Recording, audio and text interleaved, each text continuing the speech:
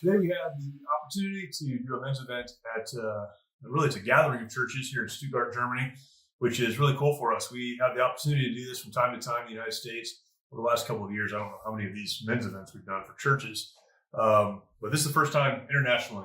And it's not only internationally. The title of it was "Life on a Mission." Life on a Mission, which is a pretty cool title. Yeah, about, very cool. Living life focused, intentional, having a mission, having a purpose for your life. But what I thought was kind of unique today, and not only was it international, first international one did this. And we've spoken at the countries before. Sure. Ukraine. Last year I went to Peru and with Kevin and Luis, but today was with two churches that focus, or three churches that focus specifically on military audiences. Right. And so even though it was an event off base, it was really focused on military members of the Stuttgart community. Yeah, it was very cool. We when we normally speak to men's events or do men's events, there are military people there, but this was 98%, 99% military guys. And it was a lot of fun. And it was the same message we give most of the time, which is that resiliency message, but we were able to focus a little bit more on military folks, which was fun to do. A lot of people ask us too, and this is just kind of a good time to talk about resiliency. Why resiliency, what resiliency means, and why we take the teaching that we do on resiliency to churches and to outside of the military. So let's talk first of all about what is resiliency. When we talk about resiliency, we do resiliency events, and we have a book, The Path to Resiliency, and we talk about resiliency. What exactly are we talking about when we talk about resiliency? I think resiliency at its core is, and we break it down into the pillars of resiliency. Yeah. The military as a whole, I think, is shifted to four pillars of resiliency, which would be mind, body, spirit, and social. Right. These four pillars are being mentally strong, physically strong, spiritually strong, and socially strong, meaning having a good network. Good network of friends and connections, And I think when someone can have those strength in those four areas, they will make them resilient to the hardships they're going to face. So it's essentially by strengthening those four areas, you got to be preventative in your living and being forward thinking in the things you're going to face, and making decisions and strengthening in advance. So when you do experience the hardships of life or a situation and different circumstances that you encounter, you'll be prepared for those. So it's that pre-decision, right? We talk about pre-decision a lot. Understanding that you will deal with difficulties and answering the question, what am I going to do about it? Before we get there. And we talk about that to military folks all the time when we do the base resiliency events, or we work a lot with the Air Force and the Yellow Ribbon program and do other resiliency events. The concept of being resilient makes sense to military folks, I think. And you use the example, often of preparing for a mission and having contingency plans in case something happens. We know what we're going to do. We make those decisions ahead of time. I think a lot of people outside of the military fail to live that way, though. I think inside the military, right? Inside the military. I mean, an example I give would be like as a Force Recon Marine, or I would never leave a Florida operating base in my recon team. I would think, what are we going to do if we encounter a Florida ambush? And you would say, I don't know. We'll figure it out when it happens. We'll figure it out when we get there.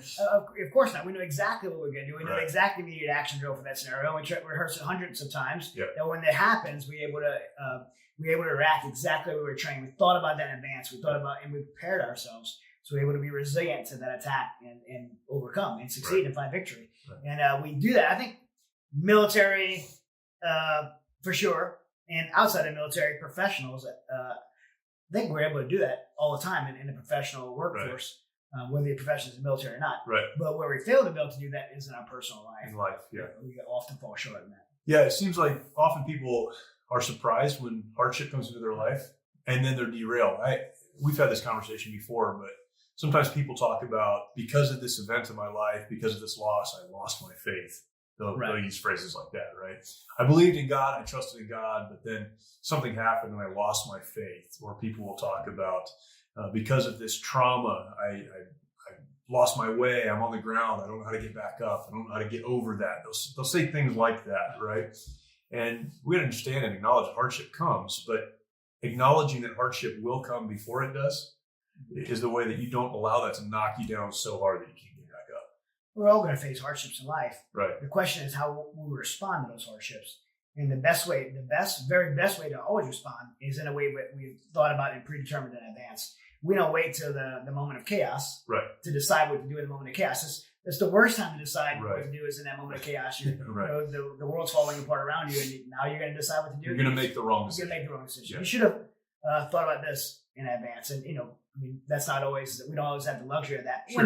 When possible, you think about things in advance. And again, we can do it as professionals, but, what do you think about, what about thinking of those things in your personal life? Like, about if you struggle with alcohol, for example, when you say, well, you don't wait till that moment that you're tempted with alcohol to decide whether you can have a drink or not. That's you decide in advance how you can respond to that situation. If you struggle with women, you don't decide in the middle of a night out at the club, like, how am I going to handle this? How am I going to handle this? You make a decision in advance, like not to put yourself in those situations. Yeah. And the list goes on and on about examples of how to make pre-decisions in your life. But you should know your strengths. You should know your weaknesses in your life. You already do. And make decisions based on the hardships that you're likely going to face. Sure. This is where the military is a great example, because when you put yourself in a specific job, so you on a deployment, you know where you're going, you know what the threats are, you know what the job you're going to be doing is. It's a little bit easier to predict the scenarios you might find yourself in, and then you make pre-decisions in advance to train for those scenarios. So when those hardships come and those obstacles come and they're an operation of your mission, you're able to react. Well, it's so much is the same in life. We should know the areas of life that we're going to operate in. We should know our strengths and weaknesses. We should know what our daily living looks like in order to think about the possible scenarios we could run into and what decisions we'll be making as we face those. I think more broadly too, speaking of spiritual resiliency, there are specific scenarios that you prepare for. You know your strengths, you know your weaknesses, but more broadly, there are those things that we don't know that we'll encounter. Mm-hmm. I think about preparing young Marines for combat, and we didn't know the environment that we'd be fighting in, or even the enemy that we would be fighting, but we knew how to operate our weapon systems. We knew how to move. We knew how to navigate. We knew how to operate our communication systems. And I think, because of that, because we were prepared to do that, the environment changed and the enemy changed, the situation changed, but we were able to function in that environment. When we talk about spiritual resiliency, a lot of this is being prepared spiritually, meaning you're spending time in prayer. You're spending time reading and understanding the Word of God. You're in a church community. You're in a place where you're learning and growing. You're not waiting until something bad happens to begin establishing the foundation on which a life should be built. You've already done those things. And so when the crisis comes, you're not trying to decide now, do I trust God or do I not trust God? You've already made that decision.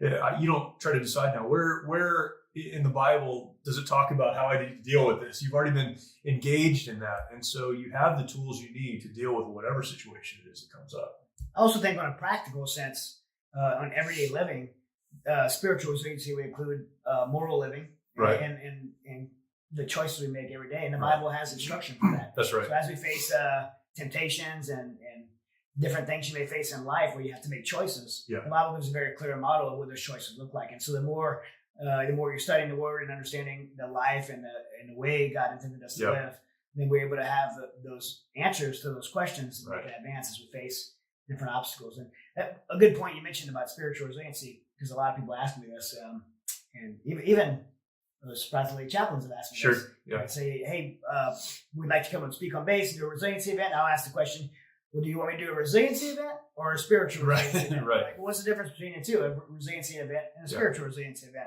And so I'll answer the question for everyone listening.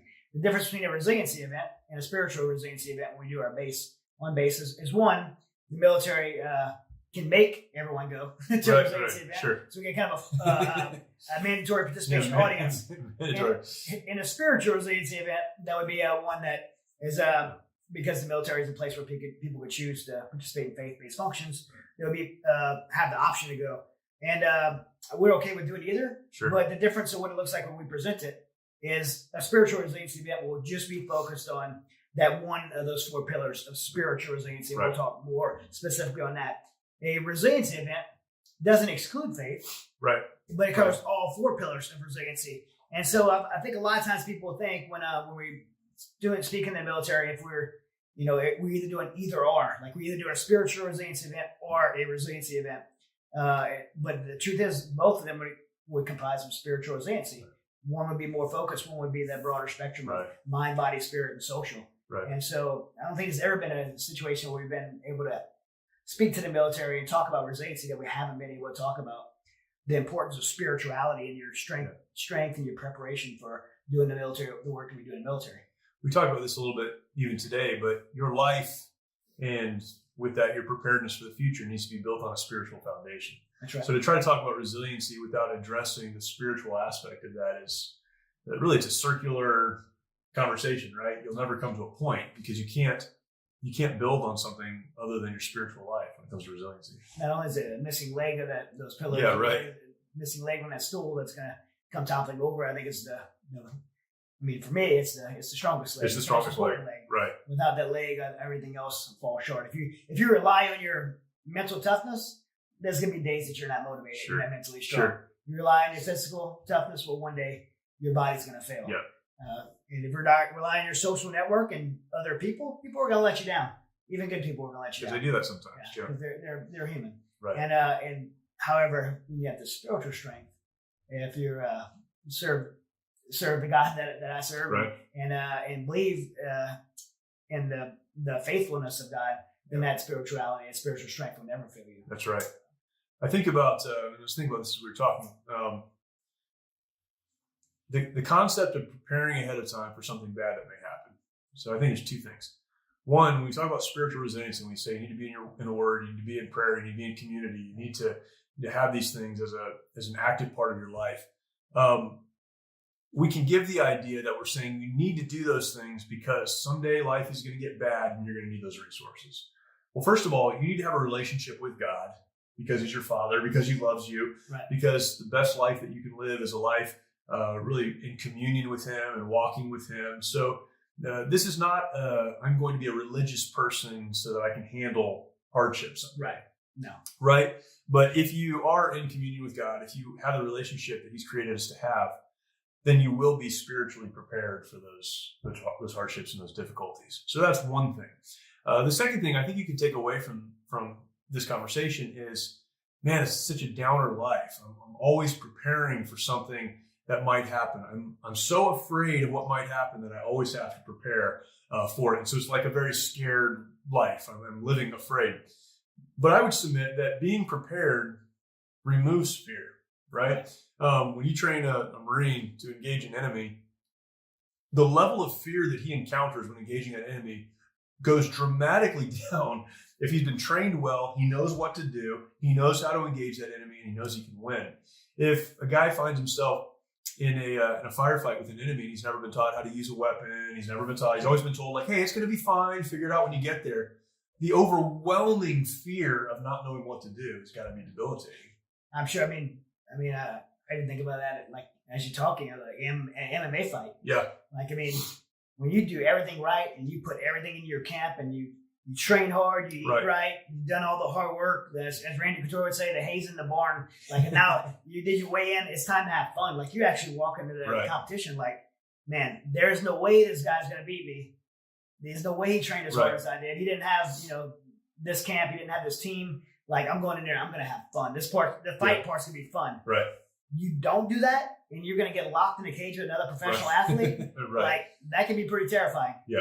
Just doing the work in advance and preparing yourself, putting the hay in the barn so you can enjoy the rest of your day. Yeah. And just, enjoy it. It takes the pressure off. You can enjoy life. I think a prepared life is a confident life. Yeah. A prepared life is a confident life. If you're prepared, you can go through life with confidence. Not that everything's going to be okay, but that you'll be able to deal with it when it comes. Yeah. So we talk about resiliency often, and man, it's so important. It's proven to be so important to the men and women who come through our programs, the military service members that we deal with who are getting ready to go and be engaged in some difficult things, and they need to be resilient in their lives.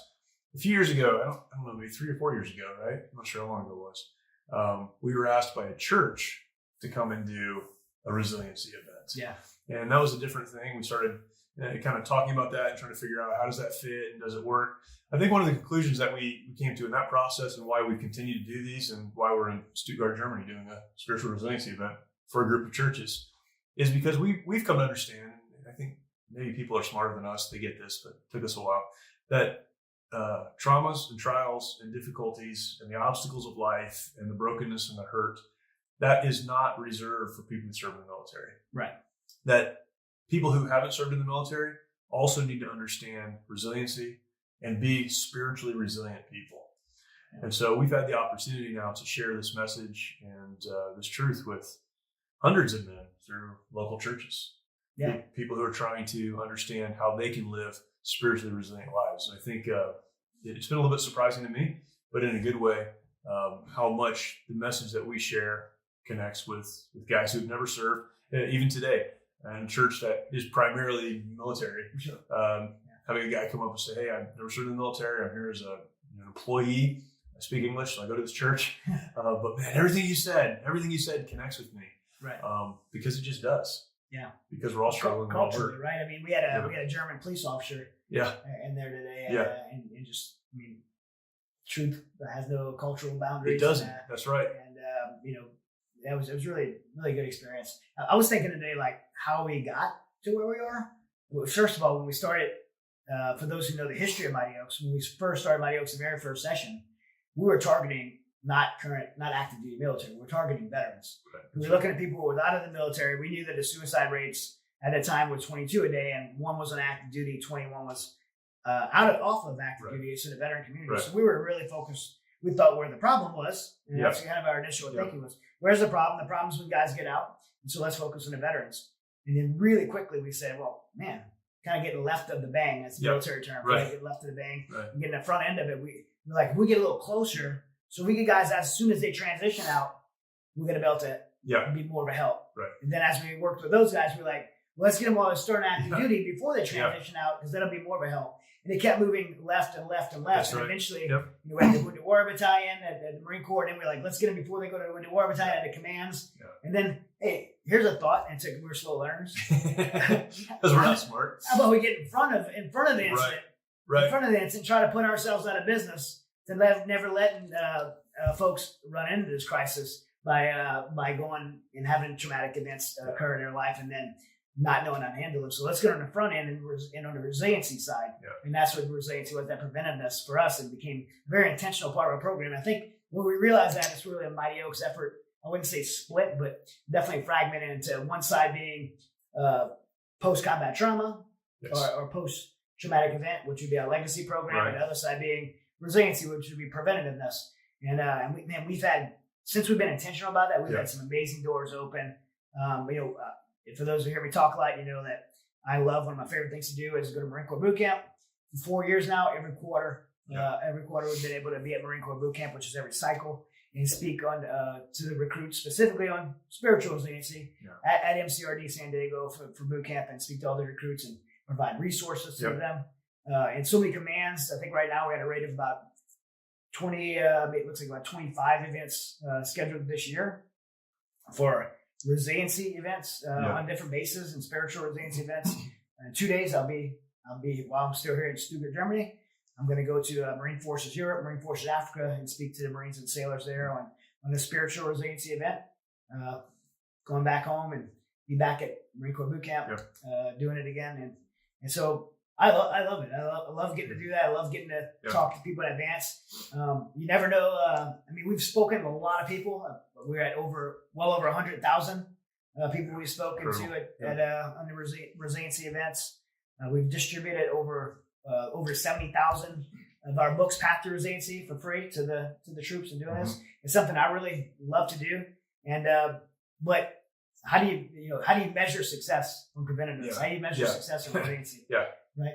It's like trying to measure the success on your terrorism program, right? It's like putting a security guard in a bank and say how many robberies did that security guard prevent? No idea. Like, you don't know. You don't know how many people walk by there. And go, I wasn't going to rob that bank, but as a security guard, you one. Right. So you don't know when you do preventative stuff, when you do resiliency, how many lives are saved, how many people go home and make choices and decisions that's going to restore their family and their marriage, and or just change the trajectory of their life because of decisions they make in advance. And so who knows our measure of success? I would never claim that we can do that. Yeah. But I know it's got to be something that we should be proud of, and we are proud of. And maybe God will share with us one day. Sure. How many and we're kind of on the front end of this. We haven't been doing the resiliency piece very long, but we have been doing it long enough now to have people come back and said, I heard you speak 3 years ago, or I heard you speak, some period of time ago, and I had a hard time after that. And what you said really helped me through that. And so you can't know for sure, but it certainly is encouraging to understand that people are being helped. Maybe even they walk away that day and think, gonna blow it off. Right. But then when the crisis hits or they face a hardship, they remember back. That's right. They want to go back to, or who to reach out to sometimes too. I was got a kick out of it when I meet Marines in the fleet now who have heard you at boot camp. I heard you at boot camp, and I got this little monkey kid at boot camp, and that's really cool. It kind of makes my day when I hear or see that. That's awesome. Yeah, we had a great day today, and we'll keep doing this and continue. It seems like the need, the desire, maybe the visibility on the need for resiliency is increasing, and God continues to open doors. So happy to be a part of it. If you haven't already, go ahead and like this video. You can share it with your friends. Subscribe if you have not yet to our channel. Hit that bell there. That'll notify you when another episode comes online, and we'll continue this journey together. Thank you.